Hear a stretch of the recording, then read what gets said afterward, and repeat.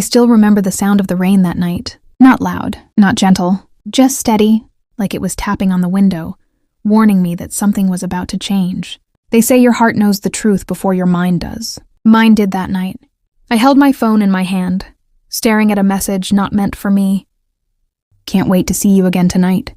The name wasn't mine. For a moment, I couldn't breathe. I just sat there hoping it was a mistake, hoping I was imagining things. But hope can be cruel.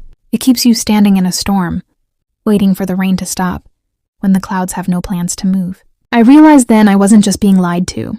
I was being played. And the worst part? He thought I was too blind, too soft, too in love to notice. I remembered how he came into my life quietly, like he belonged. The charming way he listened, remembered little things about me, laughed at my jokes, the way he made me feel safe, and how I trusted him, giving my heart slowly, carefully, thinking he'd never hurt me. But slowly the cracks appeared. He stopped calling at night. Messages became short, cold, one-word replies, and his phone. Always face down, always locked. I asked once, "Are you okay?" "You've been distant." His smile didn't reach his eyes. "I'm fine. You're just overthinking again." Again, that word haunted me. I blamed myself, tried to be smaller, easier, quieter, but deep down, I knew I was being pushed aside. Then came the message that broke everything. He sent it by mistake, or maybe not. "Can't wait to see you again tonight." Last time was amazing. I asked him directly, "Who was that message for?" He didn't deny it. He didn't apologize. "Why are you checking my messages?" he said, blaming me for noticing. And that's when it clicked. He wasn't sorry he had hurt me. He was upset he got caught. I could have exploded. I could have shouted, but instead I stayed calm. I didn't block him. I didn't chase him. I simply let the truth speak for itself. I stopped defending him. I stopped protecting him. When friends asked why we were distant, I said simply, he wasn't honest with me. No drama, no rage, just calm. And slowly people began to see the cracks too. Weeks later, he tried to talk to me, thinking he could charm me back. "You've changed," he said. "Yes, I have," I replied. He looked confused. "I thought you'd be more upset." "Fight more." Fight. That word said everything. He was used to being chased, forgiven, in control. But control fades when the other person stops playing. I walked away quietly. No speeches. No big goodbyes. I chose myself. My peace, my clarity. Healing wasn't instant. But every day I felt more honest with myself. I started laughing, talking to friends, living again.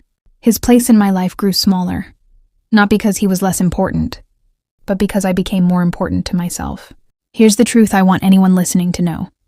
People show you who they are, not in promises, but in patterns. Love doesn't confuse you. Love doesn't make you doubt your worth. Love doesn't ask you to stay quiet about pain. If someone plays you for a fool, it doesn't mean you were foolish. It means you trusted, and trust is not weakness. Sometimes the strongest revenge isn't exposing them loudly. It's walking away quietly, taking back your life, and becoming someone they no longer have access to. I want you to picture this. Every time you tried to forgive excuses, every time you swallowed the pain, every time you gave someone the benefit of the doubt, your heart was slowly learning. Your heart was slowly noticing the truth. I learned that day, strength doesn't come from fighting someone else. Strength comes from holding yourself steady when everything around you is shaking. Weeks passed. He tried to reach out again, small messages, testing if I'd respond like before. But I didn't. Not immediately, not ever the same way.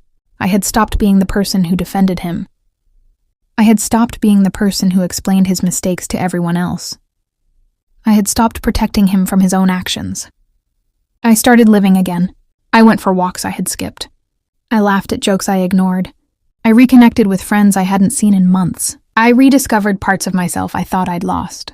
The more I focused on my own life, the smaller his place became in it. And slowly, I realized that I didn't need him at all. Not to feel whole. Not to feel alive. Not to feel worthy. I realized that love is supposed to lift you, not make you shrink. It's supposed to make you feel safe, not doubt yourself every day. It's supposed to make you feel like you belong, not like you're always chasing someone else's approval. If someone plays you, if someone betrays your trust, it's not the end of your story. It's the start of a new chapter. The chapter where you choose yourself. The chapter where you stop asking for explanations and start asking for respect. I chose calm over anger. I chose peace over drama. I chose myself over someone who didn't value me. And that's the real revenge. Not exposing them to the world, not making them feel guilty, but simply walking away, stronger, wiser, and happier than they could ever imagine. If you feel trapped in a lie, if your heart feels tired of making excuses, listen to it. You don't need to shout to be strong. You don't need to hurt to heal. You only need to choose yourself. Because the moment you stop playing their game, the moment you stop defending someone who never defended you, that's the moment you truly start winning your life back. And that's exactly what I did. I walked away quietly, and for the first time in a long time, I felt free, truly free.